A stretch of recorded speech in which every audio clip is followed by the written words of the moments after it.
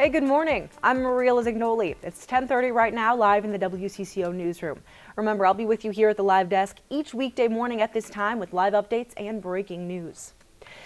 Well, voters heard from Vice President Kamala Harris in prime time last night. Minnesota Governor Tim Walz also took part in a 60 Minutes interview. He was grilled about the time he spent in China, among other important topics sure to be on voters' minds this fall. We have an extended look at that interview now. 2 months ago, you and Kamala Harris barely knew each other. Now you're running together, vying for the top offices in the land. It's not possible that you agree on everything. Yeah.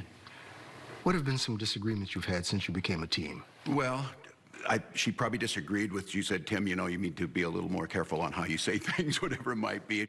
Whatever it might be, Walz has been criticized for embellishing or telling outright falsehoods about his military record and about his travels to Asia in the 1980s. In your debate with J.D. Vance, you said, "I'm a knucklehead at times." And I think you were referring to the time that you said that you were in Hong Kong during the Tiananmen Square unrest when you were not. Yeah. Is that kind of misrepresentation, isn't that more than just being a knucklehead? I think folks know who I am, and I think they know the difference between someone expressing emotion, telling a story, getting a date wrong rather than a pathological liar like Donald Trump. But I think it comes down to the question of whether you can be trusted to tell the truth. Yeah, well, I can. I think I can. I will own up to being a knucklehead at times, but the folks closest to me know that I keep my word. Walz proudly touts his record as governor of Minnesota, but it also has opened him up to criticism from his Republican opponents. Former President Trump says that you and your administration here in Minnesota has been dangerously liberal. Radical left, he calls it. So what do you say to that criticism, that rather than leading the way, you in Minnesota are actually out of step with the rest of the country? President Trump may be referring to that our children get breakfast and lunch in school so that they can learn. He may be talking about we have a paid family and medical leave policy that was promoted by the business community.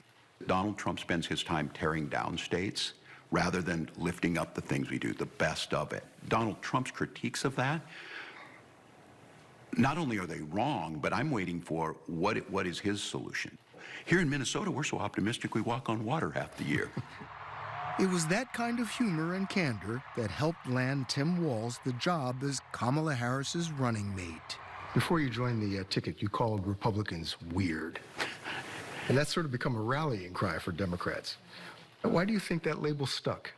I was really talking about the behaviors. Being obsessed with people's personal lives in their bedrooms and their reproductive rights, making up stories about folks legally here eating cats and dogs, they're dehumanizing.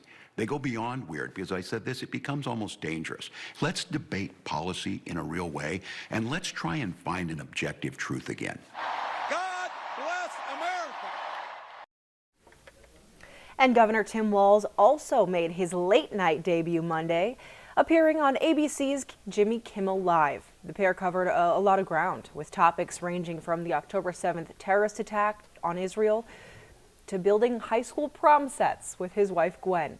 So here's a look at that interview.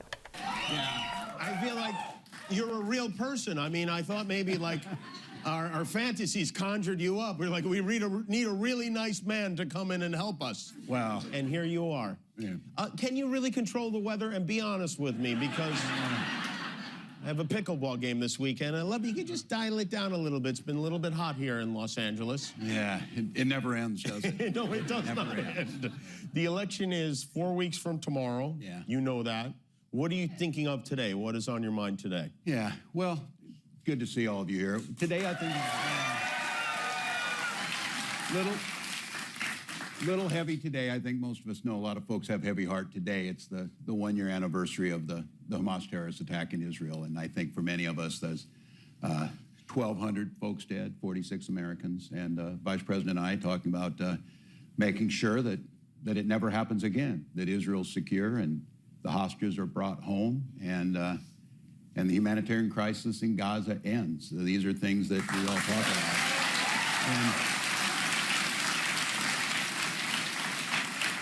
And bring that to an end. I had the chance to go through the Nova exhibit here, which was the Nova Music Festival, and a young woman named Noah, who was a survivor, walking through that and just thinking, these are kids, same age as my kids. And so I think for all of us vice presidents committed to Israel's security, but committed to bringing peace throughout the world.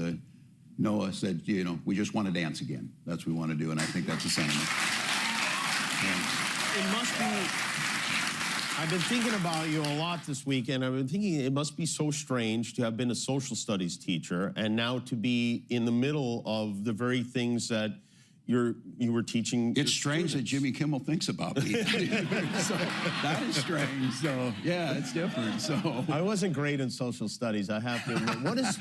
What is one thing that you hope every adult remembers from their social studies class? Is there something that we've forgotten? Yeah, well, you know that little I'm just a bill sitting on Capitol Hill. That is totally wrong. You're totally wrong. No, I think about this, and for each folks out there thinking about what those social studies teachers talk to you about, this idea, you all remember it when we grew up, this idea that we could have different ideas, but we have unity, love the democracy, have an election, and then shake hands and admit the person who won. I think some of those things we all grew up with pretty common. So. Yeah,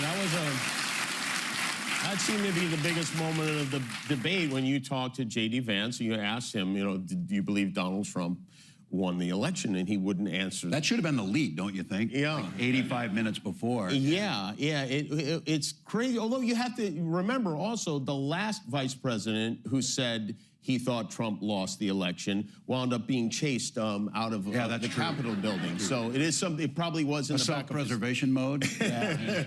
No, it's very surreal to sit there and listen to this. And this is kind of the situation we're in. But I said, for me, being an eternal optimist, I always say that. I supervised the high school lunchroom. You're an optimist or you're dead. And I loved it. But this idea that, look, we get to turn the page on that, and I plan on waking up on November 6th with Madam President, and then that will be it.